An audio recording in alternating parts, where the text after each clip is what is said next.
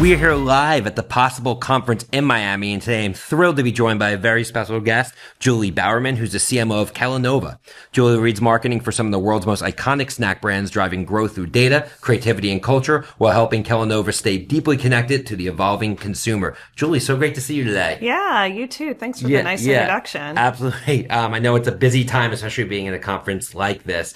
For those in the audience who don't know what Kellanova is, because I know it's sort of the output of some recent M&A activity. Yeah. Would you mind just explaining about the business? Yeah, sure. So think of us as kind of otherwise known as Kellogg. Yeah. We were originally Kellogg, and we spun off about a year and a half ago, maybe almost 2 years now, our U.S. cereal business, and created that carve out as a standalone public company called WKKC. And then the remaining business is a global snacking business. We're about a $13 billion business. Some of the most amazing brands that you probably grew up with: Cheez-It, Pringles, Rice Krispie Treat, Pop-Tart, Eggo, Morningstar Farms, RX Bar, and a great snacking business that we have around the world. Yeah. Now, the snacking category has obviously had tectonic shifts over the last 5 years, largely accelerated through COVID. I mean, there were so many households who never bought food and groceries online. And then when left with no choice, they adopted it. And now we really have sort of an omnichannel market in the snacking category, where in the past it was largely just in store. How has that impacted your overall strategy in driving your brands forward? Yeah, I mean, dramatically. I'd say we saw the trends of online grocery, and the way that consumers were shopping kind of starting to shift pre-COVID. And we were fortunate enough because it was actually in the chief global digital officer role at the time. And we were fortunate to really kind of see the trends. And our CEO said, let's make a big investment here. This is going to be a growth driver for the business. And so we spent 2019 kind of unknown to what was going to come, making a lot of investments in omnichannel capabilities. And so we really accelerated through that time. But what I'll tell you is it's changed kind of much more broadly how we think about not just the shopping part of our business, but the marketing, how we engage consumers. Sure. And so a big shift of our marketing strategy is towards full funnel marketing, and it's connecting our investments that are, the big reach and scale all the way through kind of the transaction. And so we've made a lot of changes and investments and pilots in being able to do so. So a big part of full funnel marketing is obviously data. Yeah. And having data, and, unlike the big box retailers who sell through and other companies, it's not like you collect first party data from everyone who sell directly to, because you are relying on selling through the retailers. What does that mean? Because as data becomes more important, how do you look at getting your hands on first party data, either through partnerships or direct, so you can be more precise in your go-to-market strategy? Yeah, well, also I think this is probably one of the areas where we actually are very advanced in the CPG industry. We have a first-party database of about 45 million records. Wow. That's unique. Yeah, it is. Yeah. That comes from years ago, we started Kellogg Family Rewards. It was a loyalty program that you started to engage with us through our packaging and buying our products. And at the time, it was just collect points. But we had this vision of collecting data around our consumers.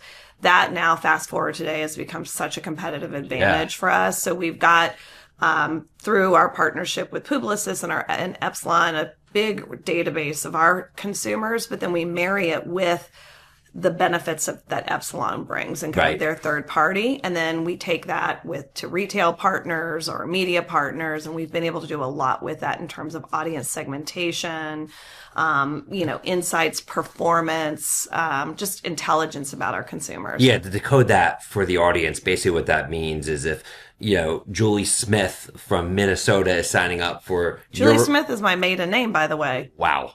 Okay. There you go. Did you know that? Did not know that. Okay. I probably took Julie because that's her first name, and I used a very common last name. So let's just say Julie Sanders, to remove any coincidence, signs up for the Kellogg Rewards program, and she lives in Minnesota, and there's other attributes. there are companies out there that can match that information with other databases so you can learn more about Julie in terms of what are her interests, what is her income bracket, etc. And that can allow you to kind of create a profile of who your customer is for that brand and then model and look like that to reach the right audience. Right. And it allows you to take, because a lot of brands, particularly brands that are in the B2B to C space, right? We don't sell direct to consumers for the most part. A lot of brands don't have, you know, the benefit of a large first party data capability. So that lookalike modeling allows you to get scale. And so you can still have the benefits of precision and segmentation, but still have reach. And that's because you need reach. You're selling to every American household. Yeah, absolutely. Yeah, and I think where the world is changing right now is you're going to see a lot of personalization. So I think consumers are going to increasingly expect and demand, like you think about Gen Alpha, age 0 to 15, they are the AI generations where I just wrote my book about. They're going to know no other world but a world with AI. Yeah. So when 10 years from now, when the 15-year-old's 25 years old and they start to become the head of their household and they're deciding what snack brands and cereals to bring in the house, the way they're going to be reached has to be completely personalized to them. 100%. They're going to, and in order for you to personalize, you actually have to know who they are. Yeah. So I think over time, it's going to be a mandate for brands to do the sorts of things that you're doing. Otherwise, they're going to be spoken to in a way that other brands aren't, and they're going to be left behind. Yeah, for sure. And I think it does become kind of the standard now versus a test and pilot,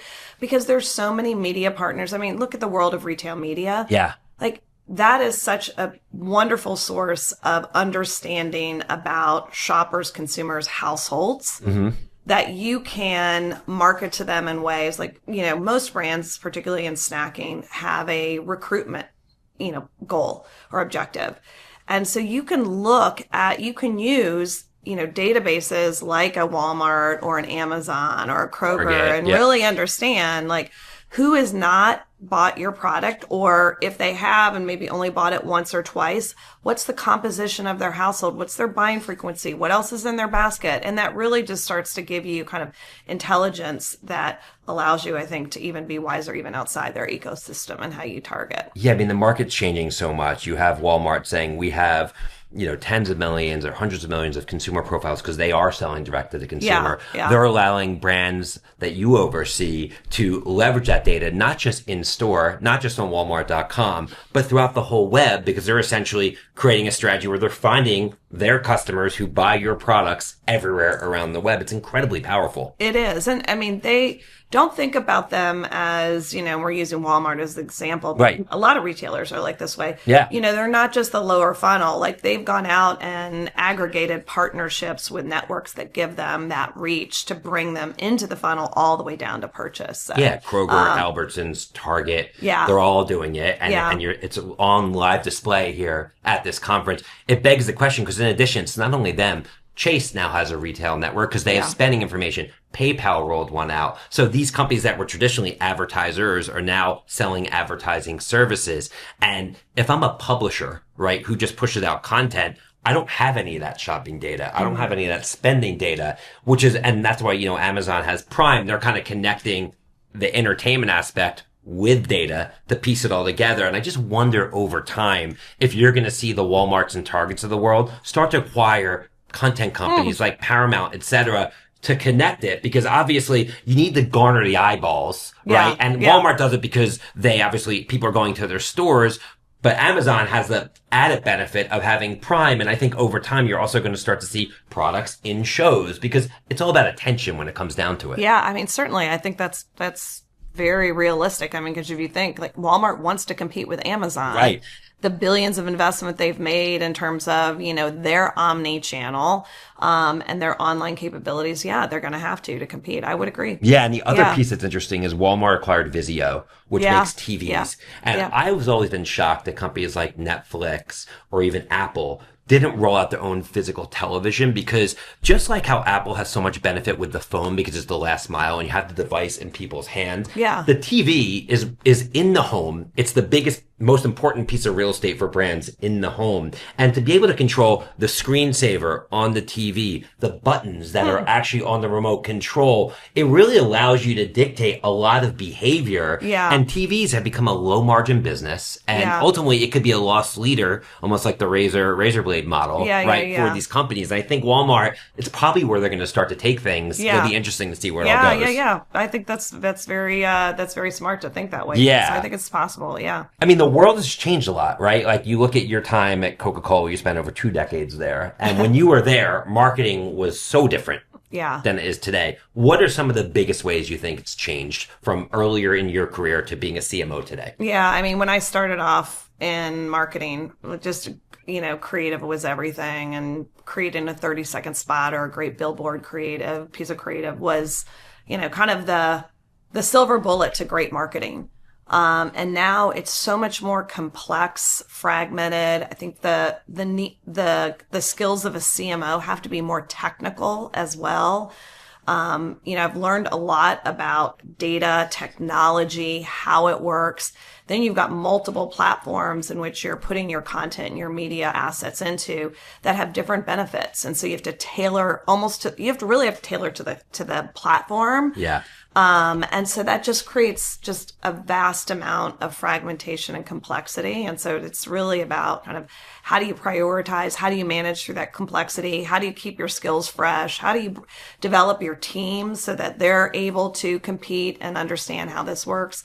It's a much different role as a CMO today, for sure. Yeah. And, I would argue, not everyone believes this, but I certainly believe this brand is just as important today as it's ever been, right? Because it's a marker of trust, and consumers don't love choice. They want things brought to them, and what removes choice is trust, and that ultimately comes from brand. And a big part of brand is culture. I know a lot of your brands have really leaned into culture, one of which is Pringles. Lots of great work in terms of collaboration with Crocs, as well as their recent Super Bowl campaign. Talk to me about what culture means, and maybe let's talk about some of the examples that have worked in injecting culture into, or leveraging culture on behalf of your brands. Yeah. I mean, culture is like broad term, right? And what it really for us means, like, how do you stay relevant with consumers? And so for us, this started several years ago of really thinking about how do we do that? Like what are the capabilities we need? What's the intelligence and data we need? What's the right agency partners? What are the right team members? And we just started to make really, I'd say, a lot of investments around building our ability to understand how our brands are going to be able to maintain relevancy. And then the second thing we've really done is then how do you operationalize that? Yeah. And that is all about removing all of the barriers so that you can move quick. When it happens, you respond or take advantage of the opportunity. So it's some of the weedy things and not the interesting things to deal with, like legal and process and approvals. All of that stuff has to be able to be done really quickly without multiple decision makers, and enabling it to happen really quickly. And so I think we've done a great job making those investments and those changes, and it's paid off in, not just what you've seen in Pringles, but in, look at Cheez-It. Cheez-It's been named Ad Age Brand of the Year. It was in the top 10 of the only non-food brand, or the only food brand of other non-foods that was named, kind of popular brand of the year. And it's just done it so well, because it's done big things like the Cheez-It Bowl and really tied into sports. But it's also done these kind of small moments. We've taken advantage of the kind of the food scene online where everybody's talking about food and recipes. We've unlocked that and made Cheez-It part of an ingredient, right? And helped enable recipes. Or we've done really cool things like our latest collab with Jimmy Butler, and just really made the brand cool and hip and relevant. But we've done it in a way that's enabled that kind of all of that wiring underneath has enabled us to take advantage of it. Yeah. You mentioned Jimmy Butler, and we actually yesterday had Tim Ellis, who's the chief marketing officer of the NFL here. And obviously really? The NFL remains to be so important in U.S. and increasingly global culture. And like 90% plus of the top 100 shows watched live on television every year are NFL games, showing their power. And obviously, you mentioned earlier, Pringles took place in the Super Bowl, and I know you've done a lot of work with brands in Super Bowl in the past. How important is something like sports for your brand in terms of garnering eyeballs and continuing to activate? Because I know it's a big investment. Yeah, it's huge for us. I think, first of all, it starts with kind of understanding what your consumers care about, what their passion points are. Sports is right in our sweet spot. I think more importantly, sports enables, though, the consumption occasion of our brands. So both whether you're at the venue or you're at home, you're gathering with friends, you're watching it by yourself, like you're snacking during those moments of sports viewing. And so it becomes kind of a really relevant way in which we market, of bringing our brands to life, keeping the relevancy, differentiating them, but also really tying into the appropriate consumption occasion. And so, everything we've done, Cheez-It Bowl, or all of our bowl game activations, Super Bowl, basketball, we've tied a little bit into women's sports. And we've got a few other things in the mix coming next year that you'll hear about. Can't wait to see. Yeah. Awesome. Obviously, AI is a huge topic here, and it's impacting not only the way that you do business, but also your consumer. Your consumers, their lifestyle is going to change. The way their daily habits and rituals over time will change as well. So, sitting from where you sit, you have to think about how does your business leverage AI and going to market, as well as what does it mean for your consumer? How are you thinking about AI here in 2025 in terms of your role overall and your approach to driving and continuing to build the brands that you oversee? Yeah, I mean, I'd say we're at the nascent stage in this, right? As are most companies. Yeah, I mean, we're not doing anything that would be kind of earth-breaking that you probably haven't heard of. But I think what's important is that we're keeping a really close pulse of it. In fact, I have a marketing town hall next Tuesday, and we're bringing in a couple of AI experts in just to educate the marketing organization of, how does AI work? Not what are the marketing use cases, but like, what's the kind of the way in which it works? How is it powered? What are the different agents and platforms, and how does the data come together? What are use cases as an individual versus not just a marketer? And so it's just that, I think, constant kind of understanding kind of for us, to have the knowledge. But we're doing a lot. We're doing some in the digital shelf space around content optimization and content development. I'd say that's the most common use case. Sure. I do think, though, as we get more advanced in what we were just talking about earlier in terms of audience segmentation and lookalike matching, that's going to all leveraging data. That's going to happen all automated. And I think that's where the real benefit's going to come over time, and the optimization of that and the be able in a real time nature is all going to be enabled by, AI and machine learning. So I think it's important that we stay close to it, but the scale is not quite there yet for us to fully leverage. Yeah. I mean, even if you think about your 45 million data points, your ability to crawl through that data and extract meaningful insights. Definitely. Yeah, for sure. Yeah. Which in the past might have taken far longer. Yeah, for sure. Yeah, absolutely. And just curious, this is like a side question, but you're a CMO, and the CMO is on a pedestal in the advertising industry, right? And there's probably 15 CMOs and 5,000 people here, right? And everyone's like, I want to meet with the CMO, and it must be demanding. You probably get solicited all the time. And I get solicited, and I run a small software company, so can't imagine what you must get. My question for you is, if you're a partner that wants to do business with Kellanova, what does it take to break through to get somebody like your attention? Yeah. And you're right. We do get a lot of solicitations, being a big brand. Yeah. And it is hard as a CMO to say, gosh, who should I talk to? I really make an effort to make sure I'm kind of reading the reach out to understand, is that something that should be relevant to us? Should I understand that? But I think more importantly is that the partner has to understand what we're trying to do as a business. I think oftentimes they can get caught up in, she's a CMO, or find and replace. They're a Fortune 500 company. We have to talk to them. And I think understanding really what the needs are of our business. And so the ones that break through to me are the ones that understand that. And they position themselves in a way that I think, I've got to talk to them, because I need to understand that capability. And a good example would be, I'd say 2 years ago, there's a company called Fetch. Do you know Fetch? Of course. Yeah. Small, right? Not as meaningful as they certainly are. They've grown very fast. and kind of had that, hey, we understand the importance of loyalty. They knew about our first party database. They understood that we were kind of in that model, but we're trying to get out of it and replace it with, more types of data and intelligence and a way to do our full funnel marketing strategy. And they approached us, and they just kind of in that manner of saying, hey, we've heard you talk about this. Here's our capabilities. And it really opened the door for a pilot and a lot that we've done with them. And they've been a very meaningful partner. Yeah. Yeah. I think you're right. What a lot of people who are in new business try to do is they just find and replace. I'm going to have a list of Fortune 500 companies, Julie, Jeff, Joe, John, it doesn't matter. I just want to go. And that's what doesn't work. Like, you have to put in the work to understand and really have a vested interest in wanting to build your partner's business, not just close a deal. Yeah, definitely. I think the retail media networks have done a better job with this over time. A few years ago, it used to be like, hey, you put your products on our shelves.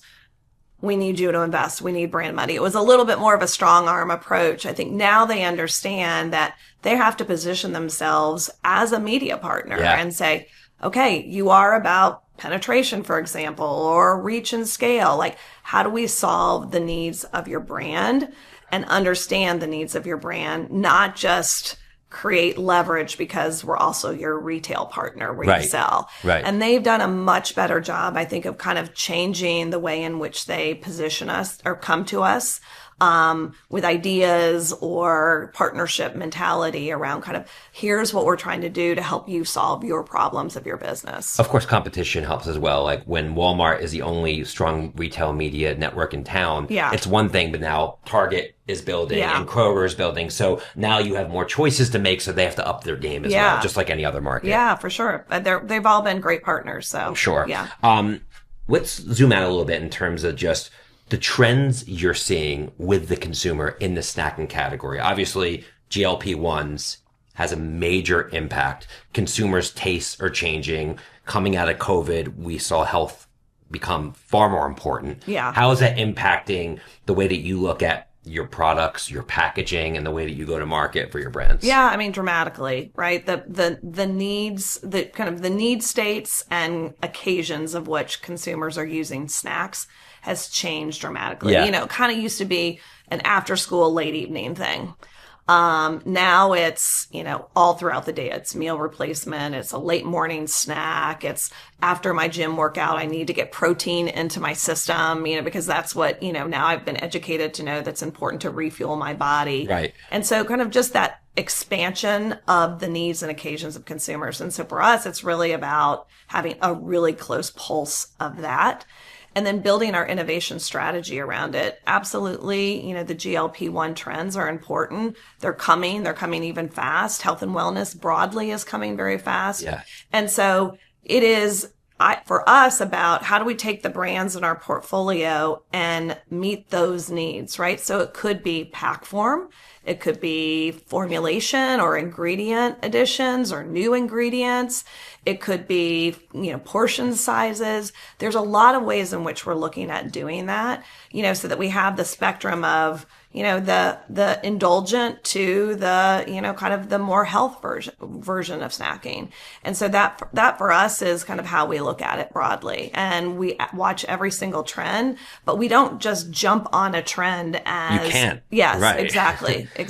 Because you have, you're not a company that can necessarily, yes, you can change your messaging very quickly, but in terms of changing what's on shelf, there's a process in doing that, right? So you have to be pretty measured in the decisions you make 100%. in terms of every inch of shelf space matters. You need to make sure you're setting yourself up for success. Yeah, 100%. Yeah, definitely. And when you look at something like Instacart or Amazon or other places where people are buying groceries online, does that change also just merchandising? Because obviously if you're at a CVS, you can have your snacks at checkout. You can grab one, but that doesn't really exist the same way online. So how does that change in terms of your merchandising strategy as consumers are buying online? Do you have to have different packaging and products online versus in store? Yeah, I mean, you can. Right. But the reality is the majority of the online shopping is coming from in store, just the way that the retailers are fulfilling it, right? And so that pack variation, I think early in the days of online buying, that what seemed like a logical strategy. And the reality is it kind of only serves the Amazon model of, shipping to your home. But there are complements of that checkout kind of behavior online. There's add to carts, add through the checkout process. So you're doing the same, you're thinking about the same shopping behaviors, but you're using more media and data and targeting to get that. Because you can in a digital environment. Exactly. Yeah. Awesome. Shifting gears a little bit as we wrap up here, would love to, because you obviously have worked with some of the most prestigious brands, and obviously companies like Coca-Cola and Kellanova, they hold high standards. You can't just go walk off the street and get a job, overseeing one of these brands. Mm-hmm. And I'd love to know from you, throughout your career, what have been the hallmarks of like a great rising talent? When you look at attributes where you see somebody early in your career and you're like, they're going to make it one day. What has, I guess, been true more often than not? Yeah. Great question. One of the things I think for sure is curiosity. Not a sense of, I know the answer. I want to learn the answer. I think curiosity is a big part of it. I love to use this word scrappiness. Yeah. I love when people, they figure things out. And if you empower them as a leader and you help them kind of remove their barriers, but they run with it, they figure it out. Resourceful. Very resourceful. I think that becomes kind of a marker of a future talent as well. And then I think that the other part of a young talent is someone who's really keen to take advantage of getting experiences and not just chasing titles. And really looking at the opportunity to say, let me learn a lot of different things so that later on it'll benefit me, but I'm not worried about later on right now. I just want to get those breadth of experiences. And I think all of those kind of things make up, someone who probably later on will be pretty successful. So in terms of taking experiences throughout your career, you spent over 2 decades at Coca-Cola. Yeah. What are some of the biggest takeaways you had from that organization that you still think remain with you today as a leader in the CMO? That is where I learned the fundamentals of brand marketing, and just how important a brand and building a brand's emotion with a consumer really is. So that I think has stayed with me kind of throughout my career. But one of the things I got at Coke was a lot of breadth, just as I talked about. I was in digital, I was in media, I did shopper, I did e-commerce. I had a whole breadth of experiences pretty early in my career. And that really translated to me kind of later on. I worked in the US a good bit, but I worked around the world. And so I just kind of opened my mind to a lot of great opportunity, and Coke enabled that for me. But there's other great companies just like a Coca-Cola. But I think part of, is not only just the learning and the capabilities they have, but the people and the network that you build from that then translates later on as well. Yeah, for sure. It's a massive network. Yeah. And finally, Julie, obviously you wouldn't be in this position if you didn't make a lot of right decisions along the way. I'm sure not all your decisions in the rearview mirror were right. No one's are. Yeah. But as you look back on your career and all the different roles you've had, what are some of the right decisions you've made to put you in the CMO seat today, whether it's relationships, skill sets, or just things that you focused on that allowed you to take this path? Yeah, I had been pretty much embedded in marketing at Coke. I'd done multiple marketing roles I was talking about. And the organization came to me and said, hey, there's this thing called e-commerce that's getting ready to happen. Amazon's knocking on our door. They want to start up a grocery business. You've done brand, you've done sales, digital marketing. Would you go, how about if we put you in this incubator role? You're going to go work for our chief strategy officer. We'll give you a couple of headcount, but can you go figure it out? And at the time I was running digital marketing. I had a pretty big team, pretty big budget responsibility. And I was like, but I did it. And it became, I think for me, something that just unlocked so much more in terms of it forced me to build a business inside of a company. So I had to think, end to end. I had to think, how do we make money? How do we manufacture and supply? How do we negotiate the deal with retail customers like Amazon? How do we convince the bottlers that we need to operate? How do we build the marketing capabilities? So it was really, truly a GM role, but it was starting a business. It was very much an entrepreneurial kind of role. And I had to be scrappy, like we talked about, and I had to figure things out, and no one in the organization knew. But I also had to influence the organization around this was important, why it was important. Here's the future of what this means for us in our business. Here's how we're going to create value. And that gave me so much more confidence, skills, capability that I think that leapfrogged for me in a lot of ways that have grew my career from there. And a lot of people would have looked at that as kind of, why is she doing something? Risky. E-commerce is nothing for right. CPG. It's not even, there's no sales associated with it.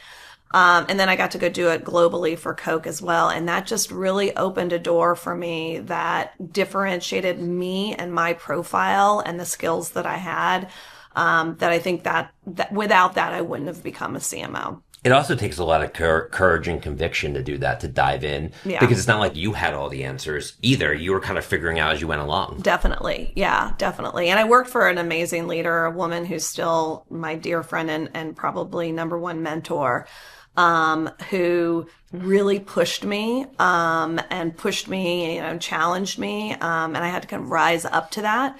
Again, very uncomfortable throughout the process, many times thought, why did I do this? But it turned out to be an amazing experience. Yeah, I think that's a perfect example of just going outside your comfort zone. Yeah. Taking a leap and owning something. I think in times of change like now, everyone just wants someone to lead, take their hand and show them the way. Yeah. And even if the person that's showing them the way doesn't know all the answers, it's better than just sitting and waiting for change to happen to you. Absolutely. I mean, particularly earlier in your career, I think you don't realize until you reflect back. You probably can look at this yourself. Well, you've done some really bold moves in your career, right? But like when you look back, you're like, gosh, it's okay to fail. It's okay to make some bad decisions. You learn so much from those points that you become better as a result of it. You almost want to go look for those kinds of opportunities that might be a bad mistake because you grow from it. And so, I think taking some courage and taking a bold move is really important. I think it's important to say, because the difference now is when we grew up, there was no Instagram, right? And now kids growing up see everybody, quote unquote, killing it. They don't have patience. They want to make it right away. And they also feel like they can't fail in private. They're failing in public. Yeah, and I think what that does to a lot of younger people is it makes them very risk averse. Yeah. And I think over time that will be to their detriment. Well, we didn't have that growing up. Yeah, so true. That's such a great point. Yeah. Awesome. Well, this has been an amazing talk. I'm so thankful you took the time. We always ask our guests to wrap up if there's a saying or a mantra that has guided their professional journey. Just wondering what comes to mind for you. I wouldn't say I'm a sane person, but I have a father who was a very successful senior leader in business. And his style of leadership was to touch everyone in the organization, the most junior people all the way up to his direct reports. He knew them personally. He talked to them. He made an effort to be engaged, get to know them personal, be vulnerable and transparent. And that has instilled in me what I believe and want my leadership style to be like. While I'm very accountable, I have a boss and feel very accountable to my boss. I feel much more accountable to the people that work for me. And I think my father is really the one that gave me that value. Awesome. It's clear he has a strong influence on you. Yeah, and definitely. So congrats on all your success and wishing you nothing but the best of luck this year as you continue to drive this journey forward. Thank you. Nice to meet you. Thanks likewise for the invite. Absolutely. On behalf of Suzy and Adweek team, thanks again to Julie Bowerman, the CMO of Kellanova, for joining us today live at the Possible Conference here in South Beach. Be sure to subscribe, rate, and review the Speed of Culture podcast on your favorite podcast platform. Till next time, see you everyone. Take care. The Speed of Culture is brought to you by Suzy as part of the Adweek Podcast Network and Agast Creator Network. You can listen and subscribe to all Adweek's podcasts by visiting adweek.com/podcasts. To find out more about Suzy, head to Suzy.com. And make sure to search for The Speed of Culture in Apple Podcasts, Spotify, or anywhere else podcasts are found. Click follow so you don't miss out on any future episodes. On behalf of the team here at Suzy, thanks for listening.